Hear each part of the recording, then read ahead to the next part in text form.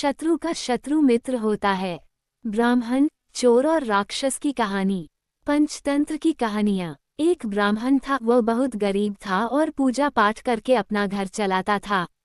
उसके पास पहनने के लिए अच्छे कपड़े भी नहीं थे। एक बार एक यजमान ने ब्राह्मण की दरिद्रता देखकर उसे दान में 2 बछड़े दे दिए। ब्राह्मण खुशी खुशी बछड़ों को अपने साथ ले आया। ब्राह्मण बछड़ों का बहुत ख्याल रखता था, उन्हें समय पर चारा पानी देता था।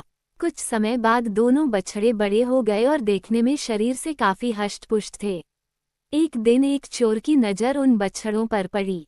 चोर ने सोचा, क्यों ना इन बछड़ों को चुरा लूं। ये काफी हष्ट-पुष्ट हैं, इन्हें बेचकर मुझे बहुत सारा धन मिल जाएगा। चोर ने दूसरे ही दिन बछड़ों को चुराने की योजना बना ली। चोर रात में अपने गांव से चोरी करने के लिए निकल गया। जब वह रास्ते में था तभी उसे एक डरावना व्यक्ति मिला, जो शरीर से बलशाली दिख रहा था। उसके बड़े बड़े दांत बाहर निकले हुए और बाल बंधे हुए थे। चोर उसे देखकर डर गया और चोर ने डरते हुए उसका परिचय जानना चाहा। राक्षस ने बतलाया कि वह ब्रह्मराक्षस है। ब्रह्मराक्षस ने चोर से उसका परिचय पूछा और जानना चाहा कि इतनी रात में वह कहाँ जा रहा है। चोर ने बतलाया कि वह एक चोर है और ब्राह्मण के यहाँ बछड़ों की चोरी करने जा रहा है। चोर की बात सुनकर राक्षस बोला, मुझे भी अपने साथ रख लो, मैंने कई दिनों से खाना नहीं खाया है। मैं उस ब्राह्मण को खाकर अपना पेट भर लूंगा और तुम वहाँ बछड़े चुरा लेना।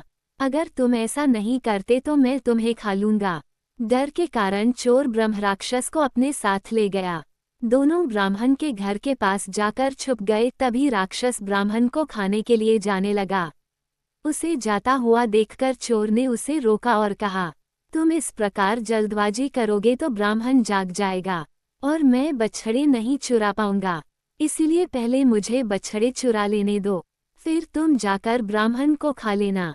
चोर की बात सुनकर राक्षस को गुस्सा आ गया। राक्षस बोला, तुम्हारे बछड़े चुराते समय अगर बछड़ों की आवाज से ब्राह्मण जाग गया तो मैं उसे कैसे खा पाऊंगा। इसलिए पहले मुझे ब्राह्मण को खा लेने दो, फिर तुम बछड़े चुरा लेना।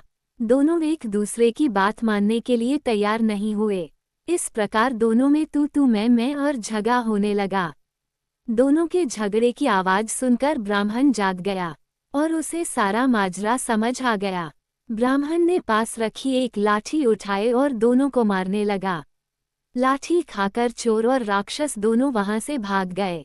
शिक्षा। शत्रु का शत्रु मित्र। पंचतंत्र की इस कहानी से हमें शिक्षा मिलती है कि 2 शत्रुओं की लड़ाई से तीसरे का फायदा हो जाता है।